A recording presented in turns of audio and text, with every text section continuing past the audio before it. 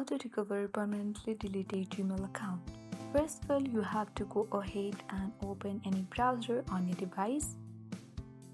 Once you open it, on the search bar at the top, tap on it and search for Gmail account recovery. You will get access to this page where you can see multiple links. So you have to tap on the first link that says how to recover your Google account or Gmail. Now you will see the option of recover or deleted Google account. So select recover your account highlighted in blue in color. Now tap on account recovery page.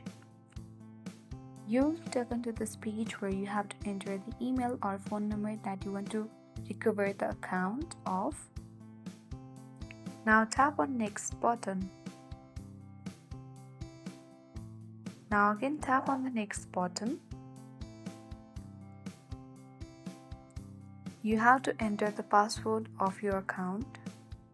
So as you can see that we have successfully deleted our account and recovered it.